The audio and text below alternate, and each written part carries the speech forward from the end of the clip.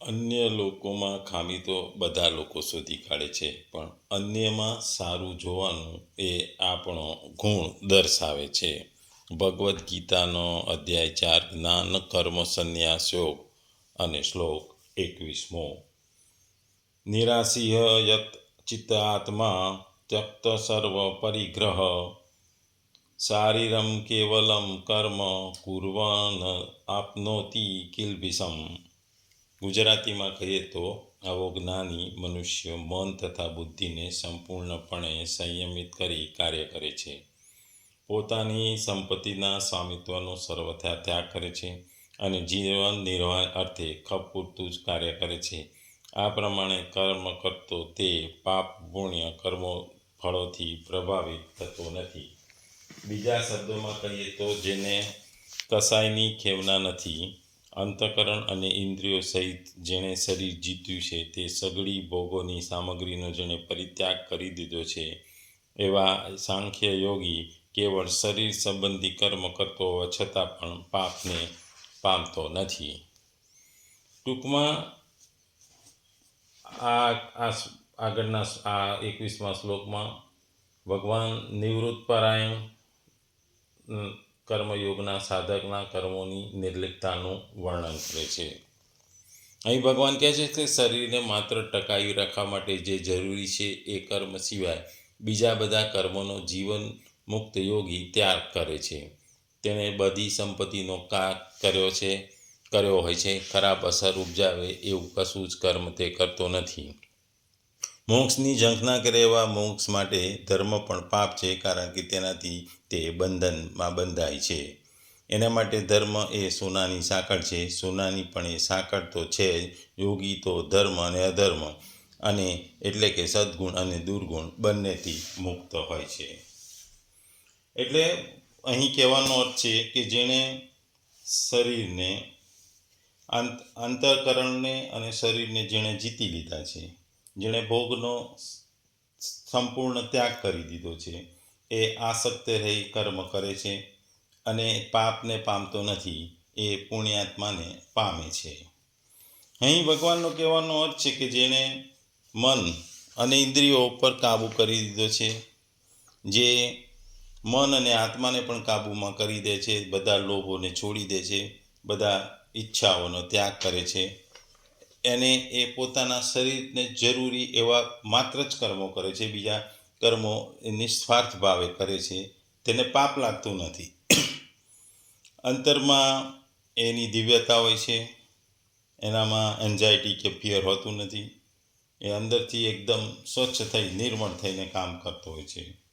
એને આ જોઈએ છે, આ મારું છે, આ મારા માટે છે, આના વગર મને ચાલશે નહીં, એવી કોઈ ભાવના એના મનમાં હોતી નથી. એ હંમેશા નિસ્વાર્થ ભાવે, નિષ્કામ ભાવે હંમેશા કામ કરતો હોય છે. એટલે ભગવાનનું અહીંયા કહેવાનો અર્થ છે કે જે વ્યક્તિ નિસ્વાર્થ ભાવે કામ કરે છે, કર્મ કરે છે, અને એ પોતાના અને જેણે શરીર અને અંતઃકરણને સારી રીતે વશમાં કરેલું છે અને જેણે બધા જ પ્રકારના સંગ્રહનો પરિત્યાગ કરી દીધો છે, એવો ઈચ્છારહિત કર્મયોગી કેવળ શરીર સંબંધી કર્મ કરતો હોવા છતાં પણ તેને પાપને પામતો નથી. એટલે એ હંમેશા પાપને પામતો નથી, પણ એ પુણ્યતાને પામે છે. આ સંદર્ભમાં એક વાર્તા યાદ આવે છે કે એક રાજા હતો. એ હંમેશા જે મહેલમાં જે જમવાનું બનાવતો એવું જ એ હંમેશા ગામમાં અને એના નગરમાં આવતા બ્રાહ્મણોને હંમેશા જમાડતો. આવી જ એક વખતે દેશ વિદેશથી આવેલા બ્રાહ્મણો માટે રાજાના મહેલમાં ભોજનની તૈયારી ચાલતી હતી, ખીર બનાવવાની તૈયારી ચાલતી હતી, કારણ કે આ વખતે દૂરના પ્રદેશથી બ્રાહ્મણો આવ્યા હતા. એટલે રાજાના રાજમહેલના કમ્પાઉન્ડમાં એટલે કે બગીચામાં એક ખાવાની પ્રક્રિયા ચાલતી હતી.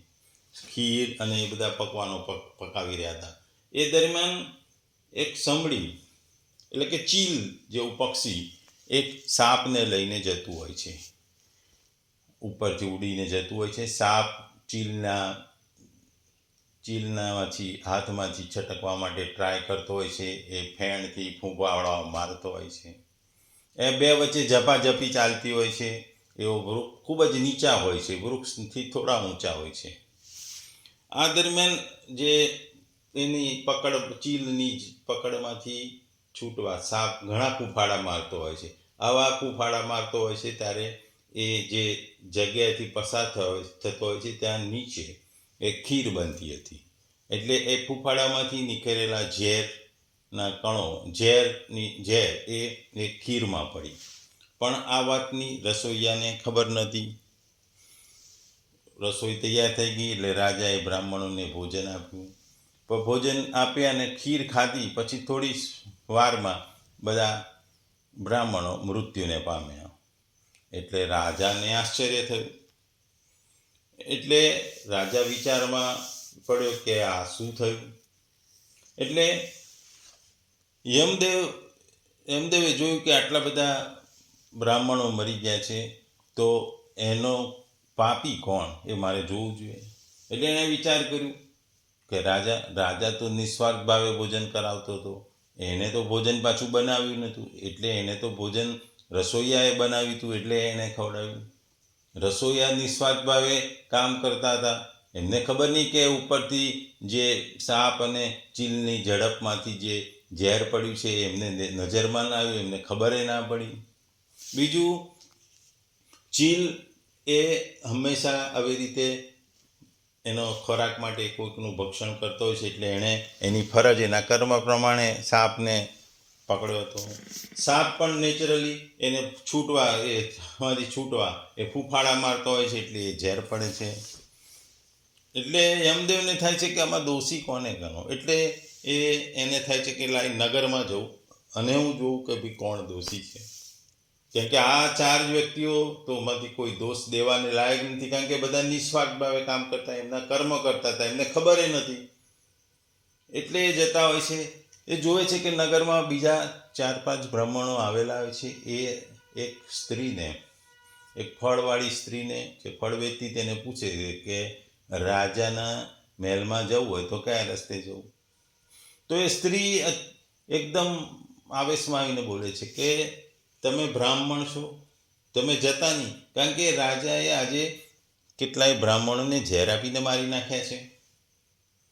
એટલે યમદેવ જોવે છે કે આ ખરો દોષી તો આ જ છે, કારણ કે એનો કર્મ નહોતો, એ ખોટી વસ્તુ કહેવાનો એનો કર્મ નથી, છતાં એ ખોટી વસ્તુને કહે છે.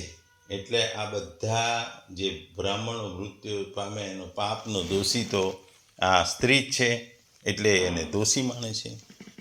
એટલે અહીં કહેવાનો અર્થ એક જ છે કે કર્મ તો દરેકે કરવાના છે અને પોતાના કર્મો કરતા રહેવાનું એ દરેકની ફરજ છે. કર્મથી તમારે દૂર જવાનું નથી, કારણ કે જો કર્મ તમારા શાસ્ત્રો પ્રમાણે કે તમારા વર્ણ પ્રમાણે કે તમારે આશ્રમ પ્રમાણે જો તમે કર્મ કરતા હો નિષ્કામ ભાવે, તો તમને એના કોઈ પાપ લાગતા નથી. એ આ વાર્તામાં પણ આપણને ખબર પડે છે અને આ શ્લોકમાં પણ ભગવાન કહે છે જે મનુષ્યને કોઈ સંસારની વસ્તુની જરા પણ જરૂરિયાત હોતી નથી, જે પણ કોઈ કર્મ અથવા મનુષ્ય પોતાના પ્રકારના ભોગ મેળવવાની પણ ઈચ્છા કે આશા રાખતો નથી, જેણે બધા જ પ્રકારની ઈચ્છાઓ, કામનાઓ અને વાસનાઓ વગેરેને સર્વથા ત્યાગ કર્યો છે, જેનું અંતઃકરણ અને આ બધી જ ઇન્દ્રિયો સહિત શરીર વશમાં હોય છે, અર્થાત જેના મન અને ઇન્દ્રિયો રાગ દ્વેષ રહિત હોવાને કારણે તેમના પર શબ્દાદી વિષયના સંગનો કશો પ્રભાવ પડતો નથી અને તેનું શરીર પણ જેમ રાખવા ઈચ્છે છે તેમ રહે છે. તે ભલે ગૃહસ્થી હોય કે સંન્યાસી હોય, જેની કોઈ પણ વસ્તુમાં મમતા નથી, જેણે બધા જ ભોગો સામગ્રીઓનો સંગ્રહને સંપૂર્ણ ત્યજ્યા છે, તે સંન્યાસી તો સર્વથા ત્યક્ત સર્વ પરિગ્રહ છે. અને જેના સિવાય કોઈ અન્ય આશ્રમવાળો ઉપયોગ રીતે પરિગ્રહનો ત્યાગ કરનારો છે તો તે પણ ત્યક્ત સર્વ પરિગ્રહ છે. એટલે આ 3 વિશેષણોના પ્રયોગથી આ શ્લોકમાં એવું ભગવાન જણાવે છે કે જે આ પ્રમાણે બાહ્ય વસ્તુઓથી સંબંધ નહીં રાખીને હંમેશા અંતરાત્મામાં સંતુષ્ટ રહે છે તે સાંખ્ય યોગી જો યજ્ઞ દાન વગેરે કર્મનું અનુષ્ઠાન નહીં કરતા માત્ર શરીર સંબંધી ખાનપાન જે જરૂરી ક્રિયાઓ કરે છે તો પણ તે પાપને ભાગી થતું નથી, કારણ કે તે ત્યાગ આસક્તિથી અથવા ફળની ઈચ્છાથી અથવા અહંકાર મોહથી કરેલો હોતો નથી. અને એ ત્યાગ તો આસક્તિ, ફલેચ્છા અને અહંકારથી રહિત અને સર્વથા શાસ્ત્ર સંમત ત્યાગ છે. તેથી તે બધી જ રીતે સંસારનું હિત કરનારો છે. અહીં ભગવાન શારીરમ અને કેવલમ વિશેષણોની સાથે કર્મપદ, અહીં શૌચ, સ્નાન, ખાવું પીવું, શયન વગેરે માત્ર શરીર નિર્વાહી સંબંધી રાખનારી ક્રિયાઓનું વાચક છે. અને કિલ્બિષમ પણ અહીં યજ્ઞ, જ્ઞાન વગેરે વિવિધ કર્મોના ત્યાગથી થનાર પ્રત્યવાય પાપનું અને શરીર નિર્વાહ માટે કરવામાં આવતી ક્રિયાઓનું થનારી અનિવાર્ય હિંસા વગેરે પાપોનું વાચક છે. એટલે ઉપયુક્ત પુરુષને યજ્ઞાદિ કર્મોના અનુષ્ઠાન નહીં કરવાથી થનારું પ્રત્યવાય રૂપી પાપ લાગતું નથી, અને શરીર નિર્વાહ માટે કરવામાં આવતી ક્રિયાઓમાં થનારા પાપોનો તેને કોઈ સંબંધ હોતો નથી. તેથી તેનું કિલ્બિષને પ્રાપ્ત નહીં થવાનું અહીં કહેવામાં આવ્યું છે. ટૂંકમાં ભગવાન અહીં પાપ સામાન્ય કર્મયોગીને પાપ લાગતું નથી અને પાપને પામતો નથી એવું કહે છે.